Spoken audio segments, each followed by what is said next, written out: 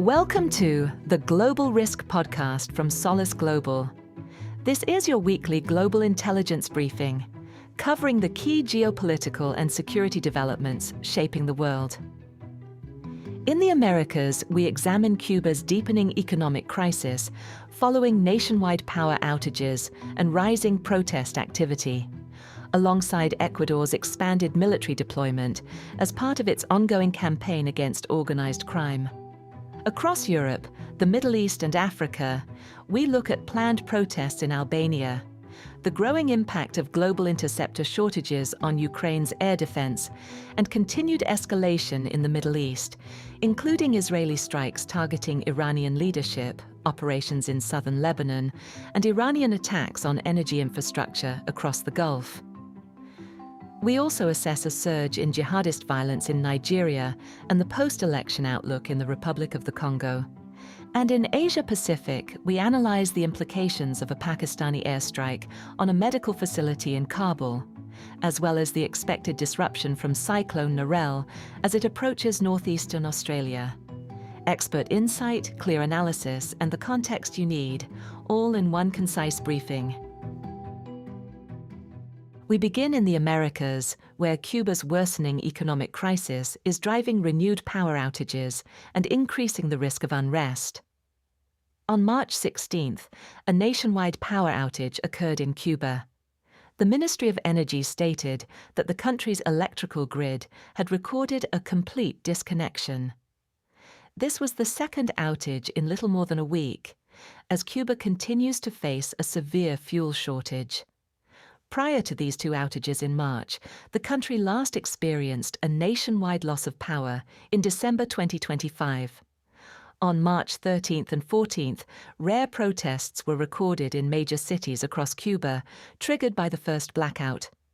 On the night of March 14th, protesters attacked a Communist Party office in the city of Moron. Further protests, this time related to water shortages, were recorded in Havana on March 16th. On March 16th, coinciding with the power outage, Cuban officials announced their intention to carry out reforms aimed at opening the economy. Specific measures include allowing Cubans residing abroad, as well as foreign citizens, to invest in private businesses on the island. While Cuba has permitted private businesses to operate since 2021, these new measures extend access beyond the country's borders. Now, our intelligence team's assessment. Cuba is currently almost certainly undergoing its worst economic and political crisis since at least the special period, which followed the collapse of the Soviet Union. On March 13th, President Miguel Díaz-Canel stated that the island had received no fuel for 3 months, following the January U.S. raid that led to the capture of Venezuelan President Nicolás Maduro. It is likely that support from socialist Venezuela was critical in helping the Cuban regime survive the special period, support which has now ceased following the U.S. intervention against Maduro. International media have reported that only 2 oil tankers have arrived in Cuba so far in 2026. The lack of fuel has forced energy operators to rely on domestically produced crude, which is described as heavy and contains high levels of sulfur and metals. The use of this fuel can accelerate the degradation of power generation infrastructure, which is already largely obsolete, and in turn increase the likelihood of further failures. Cuban authorities' announcement of plans to carry out economic reforms almost certainly follows the start of negotiations with the United States. Cuban officials will likely prioritize regime survival, assessing that an increase in fuel supplies is crucial to prevent initial instances of violent unrest from developing into a nationwide wave of protests, a scenario that would almost certainly be supported by Washington. U.S. officials, conversely, will likely seek to maximize short-term pressure on the Cuban government in order to extract the greatest possible concessions. On March 16th, U.S. President Donald Trump stated that he would take Cuba in some form. At the same time, U.S. media reported that American channels have demanded the resignation of Díaz-Canel, along with other officials perceived as ideological hardliners resistant to reform. Reportedly, two members of the Castro family, Raúl Guillermo Rodriguez Castro, a key figure in the ongoing U.S.-Cuba negotiations, and Deputy Prime Minister Oscar Pérez Oliva Fraga, are being considered as more pragmatic potential successors to Díaz-Canel. Failure to appease Washington and reverse the fuel blockade is likely to result in a prolonged and worsening economic crisis. This has already led to sustained blackouts, the suspension of multiple flights to Cuba, a significant drop in tourism, water shortages, food insecurity, and severe disruption to essential services, including healthcare, sanitation, and public transport. If the crisis continues, political instability, along with the scale and frequency of anti-government protests, is likely to increase, placing additional pressure on the regime. As living conditions deteriorate and shortages of electricity, food, and water persist, crime rates, illicit activity, and public health crises are also likely to rise. Still in the region, Ecuador has deployed tens of thousands of additional security personnel as part of an expanded campaign against organized crime. On March 16th, Ecuador's Interior Minister John Reinberg announced the deployment of an additional 75,000 police officers and soldiers to four of the country's most violent provinces, marking a new phase in the war on criminal gangs. Security forces will be deployed to Guayas, El Oro, Los Rios, and Santo Domingo de los Tzachilas in western Ecuador. The deployment does not include Quito, but it does cover Guayaquil, the country's most populous city, as well as other major urban centers such as Santo Domingo, Duran, and Machala. A curfew has also been imposed in the affected provinces and is expected to last at least 2 weeks. It prohibits people from leaving their homes between 11 p.m. and 5 a.m. local time.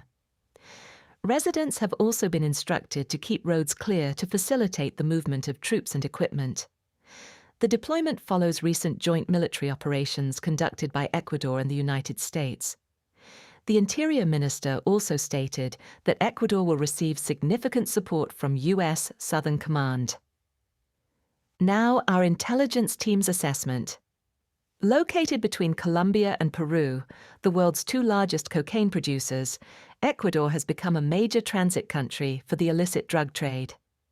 It is now estimated that around 70% of the cocaine produced in these neighboring countries is exported to global markets via Ecuador. This strategic importance within the narcotics trade has increasingly attracted a range of transnational criminal organizations, including Mexican cartels, Balkan networks, and Colombian criminal groups. However, these powerful foreign criminal syndicates are not operating on the ground in the same way as they do in their home countries. Instead, the fight for territorial control has been largely outsourced to local groups, including the Los Choneros, Los Lobos, and Los Tiguerones gangs. This has led to a sharp increase in violence, with local gangs frequently clashing to secure ports, territory, and key logistical corridors for transnational trafficking networks. In 2025, Ecuador recorded its highest homicide rate in decades, with an estimated 50 murders per 100,000 residents, a substantial rise from approximately 6 per 100,000 in 2016. Ecuador's conservative president, Daniel Noboa, who was convincingly re-elected in 2025, has increasingly modeled his anti-cartel strategy on that of President Nayib Bukele of El Salvador, while also seeking greater support from the United States. Domestically, this approach has included the declaration of an internal armed conflict, the imposition of states of emergency, the expanded deployment of the military in support of internal security operations, the designation of criminal gangs as terrorist organizations, and the use of mass arrests. Noboa was among the Latin American leaders who attended an international meeting hosted by President Trump in the United States, dubbed the Shield of the Americas Summit. The meeting was aimed at strengthening regional cooperation on security, counter-narcotics operations, and efforts to combat transnational organized crime. The FBI has also recently opened its first office in Ecuador. Meanwhile, US military operations and broader security cooperation have included intelligence sharing as well as the training and advising of Ecuadorian security forces and support for counter-narcotics operations. These efforts have reportedly extended to direct strikes on Ecuadorian territory, targeting a narco camp. The immediate effect of the mass deployment is likely to be a temporary reduction in visible criminal activity, particularly in urban centers and along key transit corridors. Large-scale operations and restrictions are likely to disrupt gang activity in the short term. However, there is a realistic possibility that these measures may prove counterproductive over the longer term. The operations could lead to increased fragmentation and competition between rival gangs, while also pushing criminal activity into other provinces or neighboring countries. This reflects a balloon effect, where pressure in one area displaces violence into another. Moreover, the scale and nature of the challenge in Ecuador differ significantly from those in El Salvador. While much of the violence is carried out by local criminal gangs, these groups are backed by powerful transnational organizations. These networks will likely retain the ability to adapt, reconstitute, and continue to challenge the government, supported by significant access to funding, weapons, and other resources. Now turning to Europe, the Middle East, and Africa, where opposition-led protests in Albania are likely to result in disruption and violent confrontations in Tirana. On March 16th, Albanian opposition leader and head of the Democratic Party, Sali Berisha, called on citizens to protest in the capital, Tirana, on March 22nd. Berisha has organized the protest against Prime Minister Edi Rama of the Socialist Party, accusing him of aligning the country with Serbian President Aleksandar Vučić, acting out of personal interests, and using his office to shield himself from the law. Berisha has stated that the protest will be the largest peaceful uprising Albania has ever seen. Now, our intelligence team's assessment. Berisha's call for a nationwide protest follows a sustained period of political volatility in Albania, which has already led to multiple demonstrations across the country. These protests were initially organized in response to a series of high-profile corruption investigations involving senior government officials. However, they have since evolved to encompass a broader range of issues, including allegations of electoral misconduct, rising living costs, and wider concerns over governance and the rule of law. Berisha is a conservative politician who served as president from 1992 to 1997 and later as prime minister from 2005 to 2013. He remains a polarizing figure in Albanian politics due to long-standing allegations of corruption and his continued influence over the opposition despite ongoing legal issues. These factors likely contributed to the Democratic Party's decisive loss in the 2025 election. However, support for the Socialist Party and Edi Rama has declined considerably, with economic trends likely the primary driver. Living costs have risen significantly in Albania, with a tourism boom increasing demand for housing and services, particularly in urban centers such as Tirana. Protests in Albania in 2026 have typically drawn several thousand participants. This likely indicates a consistent ability to mobilize opposition support, but still falls short of the large-scale nationwide demonstrations seen during previous periods of unrest. It remains unclear how much additional support Berisha can generate, and his calls for peaceful protest are unlikely to be fully upheld. Protests in Albania have become increasingly violent, involving the use of Molotov cocktails, clashes with police, and acts of vandalism. One demonstration culminated in the burning of the villa of Albania's former communist leader, Enver Hoxha. Violent protests have led to mass arrests, as well as the use of tear gas and other crowd control measures by police. Even if the March 22nd protests fall short of the level of support Berisha is seeking, they are still likely to result in disruption and potential violent confrontations in central Tirana. Should the protests succeed in mobilizing tens of thousands of participants, there will almost certainly be a heightened risk of violence, along with significant disruption to transport and businesses in the capital. There is also a realistic possibility that smaller-scale protests could emerge in other parts of Albania. Staying in the region, Ukraine is facing increased pressure on its air defense capacity as interceptor shortages begin to impact its ability to counter large-scale Russian strikes. Overnight on March 13th to 14th, Russian forces launched a major aerial attack against Ukraine, involving 430 attack drones and decoys, along with 68 missiles. Of these, 13 were Iskander-M or S-400 ballistic missiles, with the Ukrainian Air Force stating that only 7 were intercepted.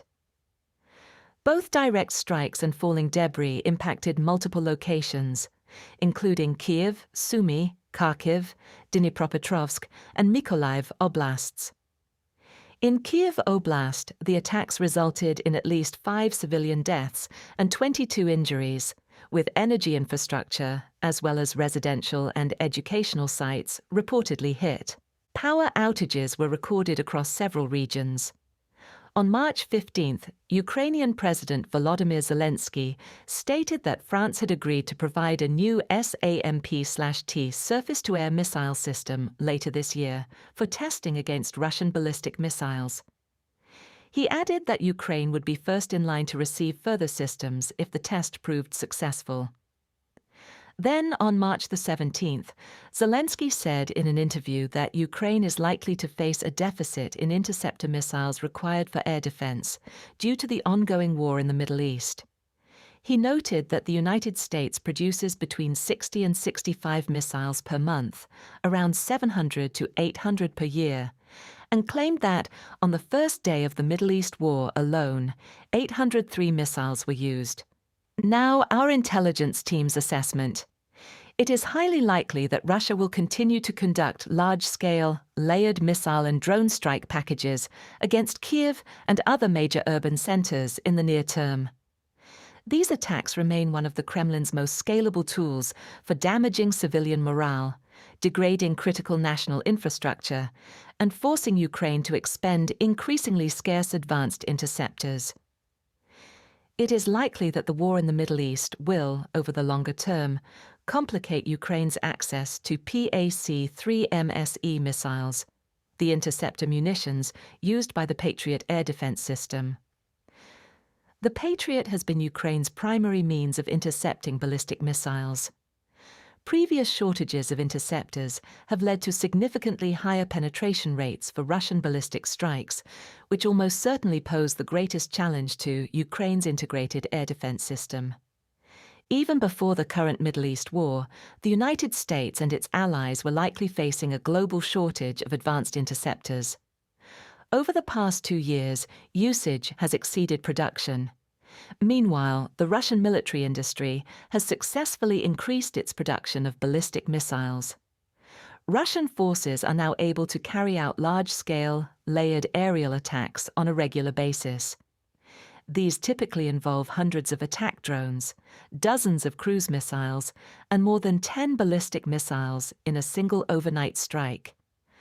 Such attacks are capable of saturating and overwhelming Ukrainian air defenses. The SAMP/T system, Ukraine's only other air defense platform designed to intercept ballistic missiles, is available in smaller numbers and is less proven than Patriot. There is a realistic possibility that successful testing of the new SAMP/T system later in 2026 will improve Ukraine's medium-term options against ballistic missile threats. However, it is unlikely to alter the short-term threat picture over the coming months. The threat environment remains particularly acute in Kiev and other major cities, compared with earlier phases of the Russo-Ukrainian War. If Ukraine experiences another critical shortage of advanced interceptor missiles, it is likely that the threat environment will deteriorate further as penetration rates for Russian ballistic missiles increase. Also in the region, Israeli strikes targeting Iranian leadership and energy infrastructure are likely to further consolidate hardline control within the regime. On March 16th to 17th, the Israel Defense Forces conducted a series of strikes targeting senior members of Iran's security apparatus. These strikes resulted in the deaths of Ali Larijani, Iran's National Security Council secretary, and a former senior officer in the Islamic Revolutionary Guards Corps, who had held multiple positions within the regime, including a 12-year tenure as Speaker of the Parliament of Iran. Other senior figures killed in the strikes included Brigadier General Gholamreza Soleimani, commander of the Basij paramilitary forces, and Iran's Minister of Intelligence, Esmail Khatib. The strikes also targeted Basij forces, resulting in more than 300 deaths overnight between March 16th and 17th. Iran immediately vowed retaliation for the strikes on its leadership and launched multiple ballistic missile salvos targeting Israel. On the morning of March 19th, at least 3 salvos were fired towards northern Israel within a 1-hour period, marking a significant increase in the rate of fire compared with previous days. IDF strikes have also expanded to target some of Iran's most important energy infrastructure, including the South Pars natural gas field and the Arsaluya processing hub in Bushehr province. Both sites were struck on March 18th. These facilities are integral to Iran's domestic energy supply and generate substantial revenue for the regime. They are state-owned, and the IRGC is heavily involved in the development, maintenance, and protection of South Pars. Iran again threatened immediate retaliation for the strikes, including threats to target oil and gas facilities across the Gulf. On March 18th, Iranian ballistic missiles damaged Ras Laffan industrial city in Qatar, the country's main hub for liquefied natural gas and gas-to-liquid production. Israel's attack on the South Pars facility prompted a rare rebuke from US President Trump, who stated that no further Israeli strikes should target the site. However, he also warned that any additional Iranian attacks on hydrocarbon infrastructure would result in the United States blowing up the entire South Pars gas field. Now, our intelligence team's assessment. Israeli strikes targeting Iranian leadership and Basiji paramilitary forces have almost certainly been intended to degrade Iran's internal security apparatus and deepen internal divisions. All 3 senior figures had been involved in the brutal repression of anti-government protests in Iran. The Basij serve as the regime's primary internal security force, responsible for suppressing dissent, enforcing state control, and supporting broader IRGC-led domestic security operations. Unconfirmed reports also indicate that several senior Basij leaders, including the deputy commander, Brigadier General Qassem Qureshi, were killed in the same strike that killed Brigadier General Gholamreza Soleimani. Iran's Minister of Intelligence, Esmail Khatib, had held the role since 2021 and was responsible for coordinating both internal and external intelligence operations. More recently, however, his focus had shifted towards domestic intelligence and counterintelligence. This included overseeing the mass arrest of protesters and identifying foreign intelligence assets within Iran. Israel has exploited human intelligence networks to target multiple high-value figures. Recent Israeli reports suggest that Ali Larijani was killed after openly attending public rallies in Tehran, allegedly allowing ordinary Iranians to pass intelligence to Mossad that enabled his targeting. Further IDF strikes aimed at degrading Iran's domestic and counterintelligence capabilities are highly likely and will likely exacerbate existing vulnerabilities within Iran's internal security apparatus. However, the Iranian regime has been calibrated to survive and adapt to the loss of senior leadership. Its command and control structures are built around a form of mosaic defense, which distributes authority and decision-making across multiple parallel networks, allowing Iran to absorb heavy losses. As Iran's National Security Council Secretary, Ali Larijani, had been instrumental in the severe repression of protests and played a key role in shaping Iran's broader national security strategy, including how the regime would respond to a major attack. Larijani was widely regarded as a pragmatist and a relatively moderate voice within the regime. He was blocked from running for president in 2021 by the Guardian Council in favor of more hardline candidates. He was also reportedly opposed to the appointment of Mojtaba Khamenei as the next supreme leader, instead favoring a more moderate successor. However, as a former senior IRGC officer who had served across multiple senior government roles, Larijani was one of the few figures capable of bridging Iran's political, military, and intelligence institutions. His loss will likely disrupt coordination within the regime and is also likely to intensify factionalism. It is highly likely that he will be replaced by a more hardline figure, and that the IRGC will capitalize on his removal to further consolidate power within Mojtaba Khamenei's regime. This has likely reduced the short-term likelihood of a ceasefire agreement and diminished future prospects for a nuclear deal. Iran has increasingly demonstrated a pattern of responding to attacks on its critical national infrastructure with reciprocal strikes. Previous or alleged attacks on desalination plants and oil facilities have prompted retaliation against equivalent targets across the region. The strike on South Pars was immediately followed by an attack on Qatar's gas infrastructure. Iran consumes roughly 94% of its natural gas production domestically, and more than 90% of its power generation is fueled by gas-fired plants. This suggests that short-term disruptions to gas supply are likely to have a more immediate and severe impact on domestic stability than comparable attacks on oil infrastructure, which is more significant for exports and long-term revenue. If Iran's gas infrastructure is targeted again, Tehran's response is likely to be far more severe. Multiple gas facilities across Qatar, the UAE, Saudi Arabia, Bahrain, and Kuwait fall within Iran's tactical strike zone and remain highly vulnerable to short-range ballistic missiles. These sites are highly likely to be targeted in a coordinated campaign aimed at imposing symmetrical costs if Iran's gas supply is threatened again. And along the Lebanon border, Israeli forces have begun limited ground operations aimed at degrading Hezbollah's presence south of the Litani River. On March 16th, the Israel Defense Forces stated that they had initiated limited and targeted ground operations in southern Lebanon. Units involved include the 36th, 91st, and 162nd Divisions, as well as the elite Golani Brigade. IDF officials indicated that the operations are intended to dismantle Hezbollah infrastructure south of the Litani River and improve the security of northern Israel, effectively creating a buffer between Israeli territory and Hezbollah's areas of operation. Ahead of the offensive on March 14th, U.S. media reported that Israeli forces were aiming to seize the entire area south of the Litani River, located approximately 30 kilometers from the Israeli border. Israeli officials have also issued evacuation orders for residents across southern Lebanon, extending as far as the Zerani River, around 40 kilometers from the border.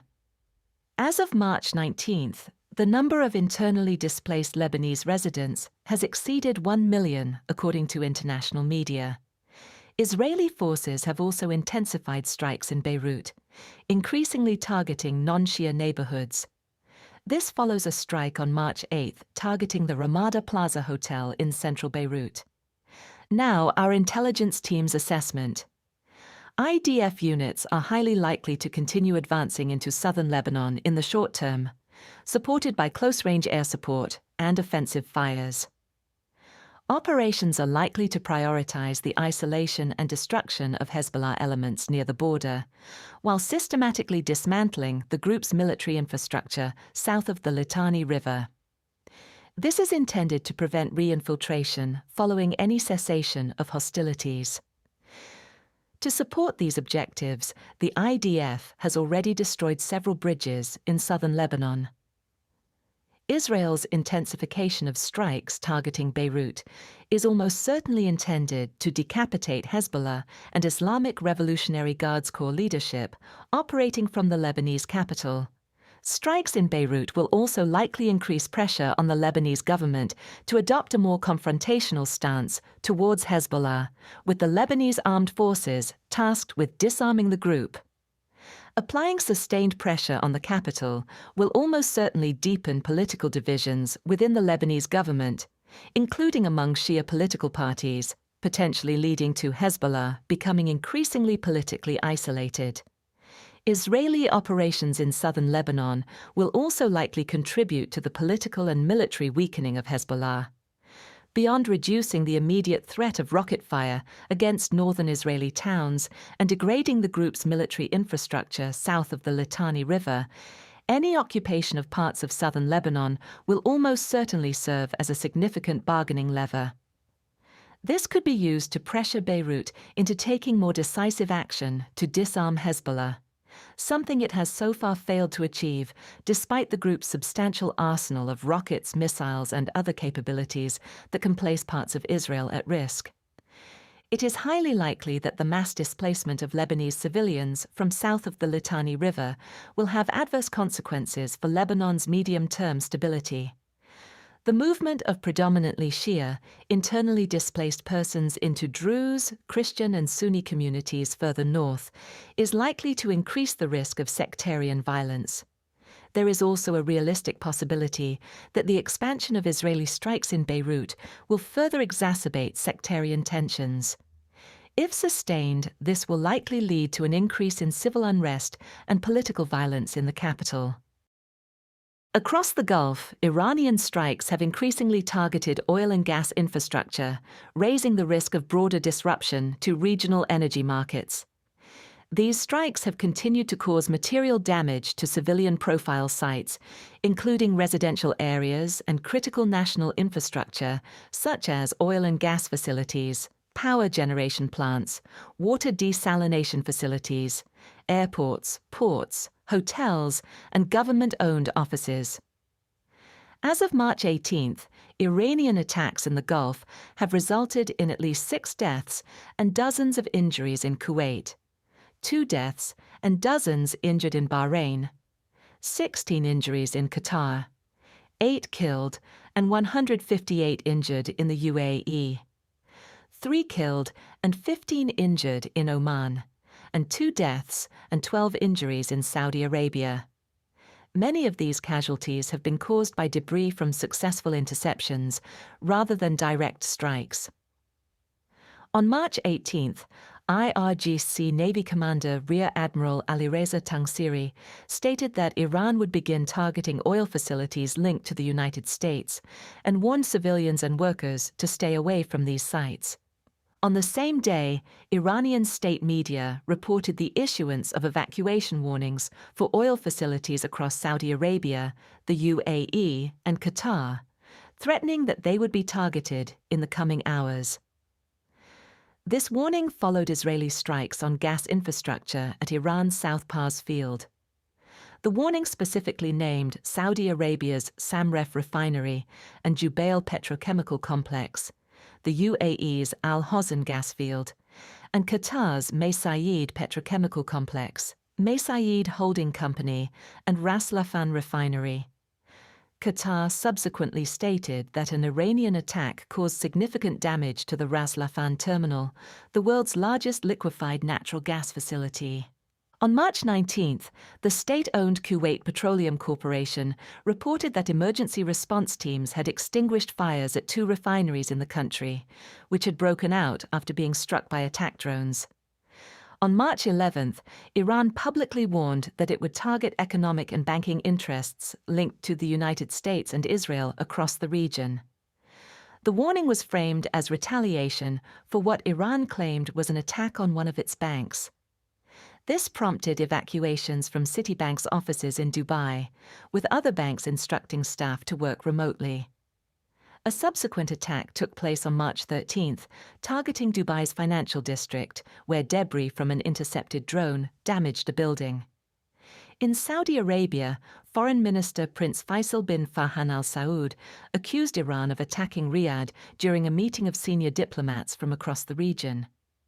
He described the strikes as a blatant attempt at blackmail and warned that Saudi Arabia and neighboring states possess very significant capacities and capabilities that could be used against Iran, should they choose to do so. Now, our intelligence team's assessment. The volume of Iranian attacks targeting Saudi Arabia has increased markedly since March 12th. The most heavily targeted areas include Riyadh, Al-Kharj, where Prince Sultan Air Base is located, and the Eastern Province, which hosts key Saudi oil refineries. On March 15th, U.S. media reported allegations that Saudi Crown Prince Mohammed bin Salman had privately encouraged the U.S. administration to continue and intensify attacks on Iran. However, several Saudi sources have denied these claims. The intensification of Iranian strikes on Saudi Arabia likely reflects Tehran's assessment that Riyadh is supporting U.S. operations, as suggested by the timing of the attacks coinciding with a diplomatic meeting in Riyadh. Saudi Arabia's threats to join the conflict, while almost certainly intended as a deterrent to Iran's escalating strikes, are unlikely to prevent further attacks, particularly if combined operations continue to target Iranian critical national infrastructure. The reported attack on Dubai's financial district likely served as a retaliatory warning. No further confirmed attacks on financial districts have been observed since March 13th, despite Islamic Revolutionary Guards Corps claims to have targeted Citibank locations in Manama and Dubai on March 14th. Iran's strike on Dubai's financial district was likely symbolic, intended as a warning against further targeting of Iran's financial institutions. A similar pattern has emerged in relation to oil and gas infrastructure. The escalation in attacks on energy assets, particularly the strike on Qatar's Ras Laffan terminal, was highly likely intended to establish a precedent of reciprocal targeting. This signals that further U.S. or Israeli strikes on Iranian energy infrastructure will prompt equivalent retaliation against high-value assets across the region, likely aimed at increasing pressure on Washington from Gulf states to limit such targeting. If Israel and the United States refrain from sustained attacks on Iranian energy infrastructure, Iranian targeting patterns will likely revert to earlier behavior. This would involve more limited drone and ballistic missile strikes against Gulf energy assets, designed to maintain pressure without triggering major escalation. However, if attacks on Iran's energy infrastructure continue, Tehran's response will almost certainly be more escalatory, aimed at imposing symmetrical costs on Gulf states, and likely to have significant consequences for international energy markets. In West Africa, a series of suicide bombings in Nigeria has highlighted a renewed threat from jihadist groups, with further attacks likely. On March 17th, 4 suspected suicide bombings in Maiduguri, the capital of Borno State, killed at least 23 people and injured 108. The first explosion occurred at a post office in the city centre, followed by a second at a nearby market, and a third at the University of Maiduguri Teaching Hospital. All 3 blasts took place within minutes of each other, at approximately 7:30 p.m. The sites targeted are among the busiest in Maiduguri, with large crowds gathered for iftar, the evening breaking of the fast during Ramadan. Nigeria's military has attributed the attack to Boko Haram and has warned residents to remain vigilant and avoid crowded areas following intelligence reports indicating the possible presence of additional suicide bombers in the city. Hours before the bombings, Nigerian security forces repelled an overnight attack by suspected Islamist fighters on a military post in Ajilari Cross, on the outskirts of Maiduguri. A further attack occurred on March 18th, when Nigerian troops, supported by air power, repelled an assault on a military base in Malam Fatori, also in Borno State. Nigerian President Bola Tinubu described the attacks as the final desperate acts of militants seeking to spread fear, and vowed to completely defeat the insurgent groups. He also stated that he had directed security chiefs to move to Maiduguri to take charge of the situation. Now, our intelligence team's assessment. While it remains unconfirmed which group carried out the attack, the modus operandi is characteristic of Boko Haram. Suicide bombings have been a recurring tactic for the group since 2011, including the large-scale use of women and girls as bombers from mid-2014. Boko Haram has historically targeted markets, mosques, public transport hubs, funerals, weddings, and hospitals. These attacks peaked in 2015, when 71 separate incidents were recorded. In recent years, however, the number has declined significantly, with fewer than 5 incidents reported per year. Islamic State West Africa Province, the rival insurgent group in Borno State, typically relies on raids, kidnappings, improvised explosive devices, and attacks on remote military outposts. It also engages in extortion, seizes weapons, and seeks to hold territory. ISWAP has generally aimed to preserve relations with local communities, rather than carrying out mass casualty attacks against civilians.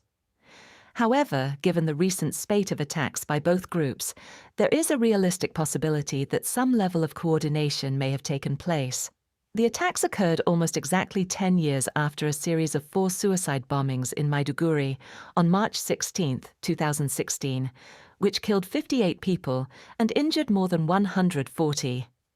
That attack, which was highly similar in nature, has generally been attributed to Boko Haram.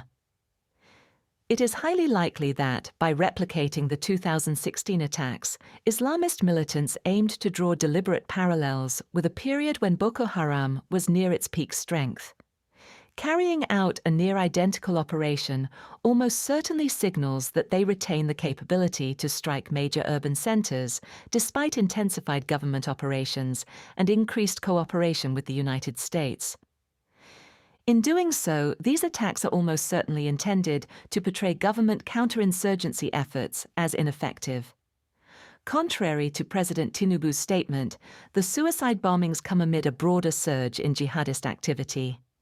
Analysts have recorded 401 military confrontations, 104 bombings, and 141 attacks on civilians in Borno State in 2025, the highest levels since 2020. Despite a recent decline in suicide bombings, this attack may indicate that insurgent tactics are evolving in response to intensified government counterinsurgency operations. The ability to strike well-defended Maiduguri, alongside multiple assaults on Nigerian military bases and warnings of additional bombers in the city, suggests that further high-casualty attacks in Borno State are highly likely. And in Republic of the Congo, the re-election of President Nguesso in the eye is unlikely to trigger major protests, despite widespread allegations of electoral irregularities. On March 17, Nguesso, who has been in power for 42 years, was re-elected for a 5th consecutive term with 94.82% of the vote. State media reported a turnout of 84.65%. However, alternative accounts indicate that many polling stations had short queues or none at all. 6 other candidates contested the election, while 2 major opposition parties boycotted the vote over alleged unfair practices. These included the imprisonment of 2 of the country's main opposition figures, General Jean-Marie Michel Mokoko and André Okombi Salisa. In the lead-up to the election, human rights activists were arrested, several opposition parties were suspended, and public gatherings were closely monitored. During the vote, internet access was shut down, shops were ordered to close, and traffic was restricted across Brazzaville. Police were also deployed to patrol polling stations. Now, our intelligence team's assessment. Nguesso was widely expected to win the election, with human rights organizations broadly assessing the process as unfree and unfair. Under his presidency, political opposition has been heavily repressed, with leading opposition figures either imprisoned or in exile. The results were highly likely manipulated to secure Nguesso's victory. The Republic of the Congo is sub-Saharan Africa's third-largest oil producer and possesses significant mineral resources, as well as liquefied natural gas. Despite this resource wealth, nearly 50% of the population lives below the poverty line. Critics argue that economic growth has been undermined by large volumes of state oil revenue being siphoned off by senior officials. Despite entrenched corruption and high levels of poverty, major protests remain unlikely. Major protests have not occurred in the Republic of the Congo since 2015, when demonstrations followed constitutional changes that enabled Ng'esso to remain in office. The 2016 and 2021 elections saw attempts by opposition figures to mobilize support, but no large-scale protests materialized. This is highly likely due to the deterrent effect of the 2015 crackdown, during which security forces used live ammunition against demonstrators. Since then, periods of heightened tension have been met with intimidation and restrictions on public assembly.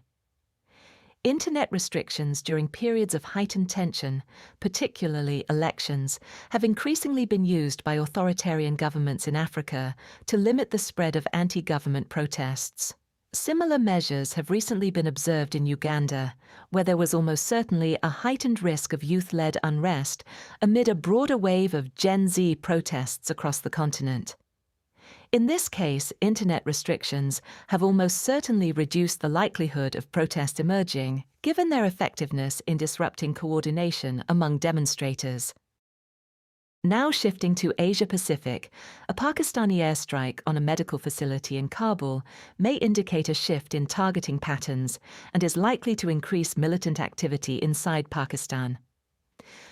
On the evening of March 16th, following exchanges of fire along the Afghanistan-Pakistan border, the Pakistan Air Force conducted a series of airstrikes in Afghanistan, including in the capital, Kabul. One of the strikes caused extensive damage to the Omid Addiction Treatment Hospital, a facility which, according to Taliban-affiliated sources, was treating around 2,000 people at the time. Taliban sources claim the death toll has exceeded 400, with hundreds more injured, while the UN assistance mission in Afghanistan estimates that 143 people were killed. UNAMA has condemned the strike. Survivors reported that the strike occurred as patients were breaking their fast during Ramadan. Pakistan has denied targeting the hospital, stating that it precisely targeted military installations and terrorist support infrastructure. Now our intelligence team's assessment. The strike on the medical facility follows months of cross-border exchanges, Pakistani airstrikes in Afghanistan, and militant attacks inside Pakistan, which Islamabad claims are being facilitated by the Afghan Taliban. Hostilities resumed on February 26th after Afghan Taliban forces launched coordinated attacks on Pakistani border positions in retaliation for Pakistani airstrikes targeting Tehreek-e-Taliban Pakistan militants inside Afghanistan. According to the United Nations Assistance Mission in Afghanistan, at least 75 people were killed and 193 injured in Afghanistan as a result of sustained cross-border fighting between February 26th and March 13th. However, the true number is likely to be significantly higher. During previous escalation cycles, the majority of Pakistan Air Force strikes have been concentrated in border provinces such as Kunar and Khost. Strikes in Kabul have typically been limited to high-value targets, including militant leadership, safe houses, or facilitation networks.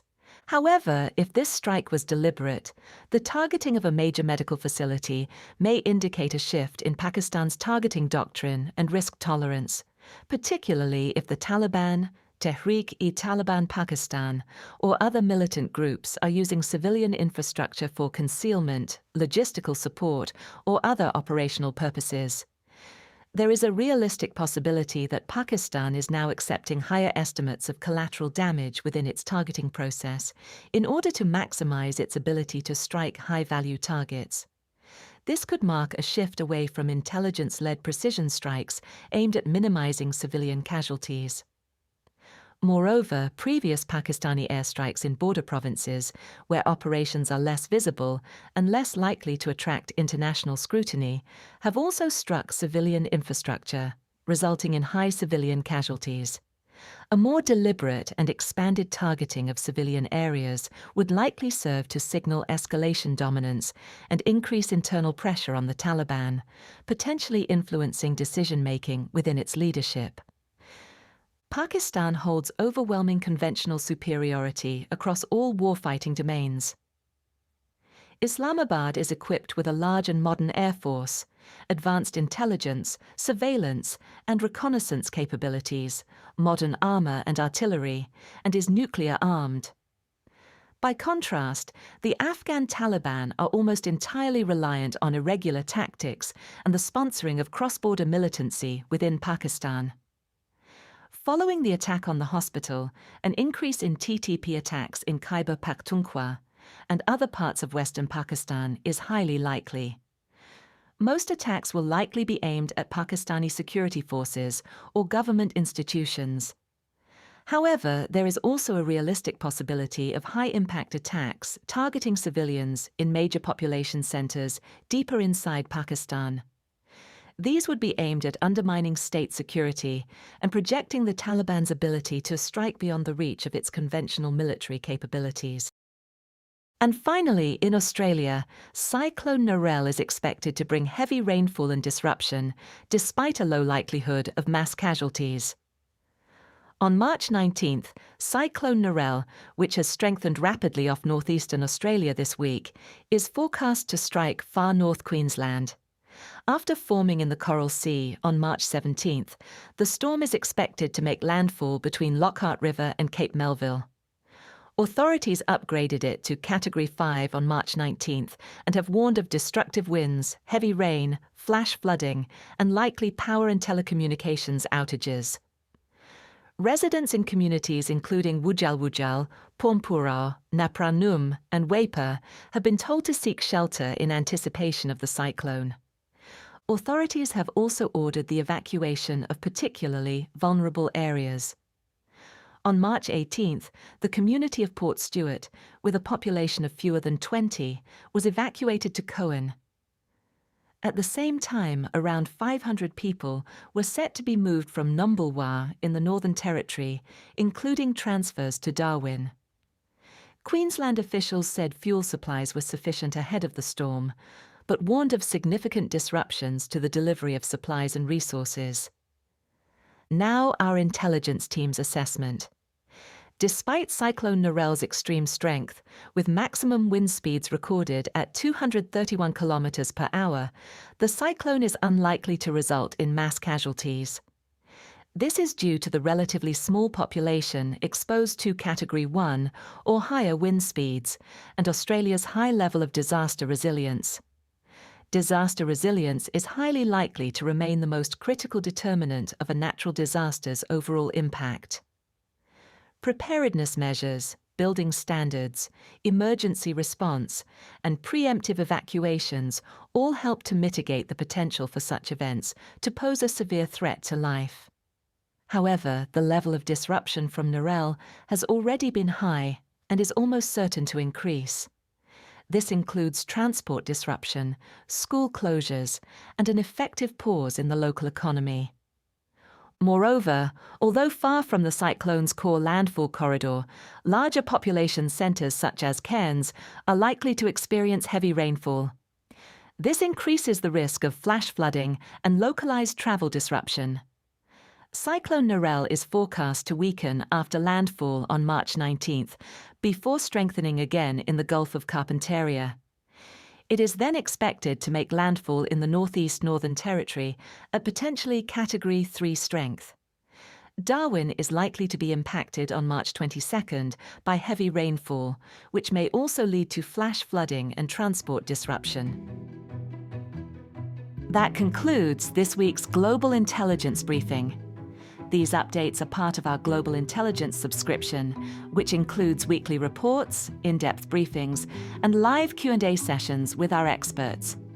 To learn more, visit solaceglobal.com. Thank you for listening.